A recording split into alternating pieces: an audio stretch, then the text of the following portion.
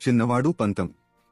అఖిల్ అనే చిన్నవాడు పాఠశాల అయిపోయిన వెంటనే తన పుస్తకాలను పక్కన పెట్టి చేతిలో ఒక క్రికెట్ పంతం పట్టుకుని మైదానానికి పరుగెత్తేవాడు. అతనికి ఆ పంతం అంటే చాలా ఇష్టం. పంతం నేలపై పడే శబ్దం, దాన్ని కొట్టే ఆనందం అతని మనసును ఉల్లాసంగా నింపేవి. మొదట్లో అఖిల్ బాగా ఆడలేకపోయేవాడు. బ్యాట్ తప్పిపోవడం, పంతం పట్టుకోలేకపోవడం తరచూ జరిగేవి. కొందరు స్నేహితులు అతన్ని చూసి నవ్వేవారు. అఖిల్ మనసు దిగులుగా మారింది. ఒకరోజు అతను మైదానం మూలలో కూర్చొని ఆడకుండా పంతాన్ని చూస్తూ ఉన్నాడు. అప్పుడు అతని కోచ్ దగ్గరకు వచ్చి, ఓటమి అనేది ముగింపు కాదు, అది సాధనకు ఆరంభం అని చెప్పాడు. ఆ మాటలు అఖిల్ మనసులో ధైర్యం నింపాయి.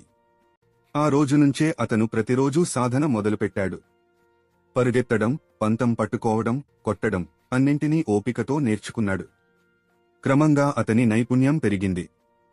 ఒక మ్యాచ్లో చివరి ఓవర్లో అఖిల్ విజయం తీసుకొచ్చే షాట్ కొట్టాడు. మైదానం అంతా చప్పట్లతో మార్మోగింది. అప్పుడు అఖిల్ గ్రహించాడు, క్రీడలు గెలుపు కోసమే కాదు, ఓర్పు, క్రమశిక్షణ, ఆత్మవిశ్వాసం నేర్పుతాయి. నీతి: నిజమైన క్రీడాప్రేమ మనలో శ్రమించే మనసును పెంచుతుంది, అదే జీవితంలో విజయం తీసుకొస్తుంది.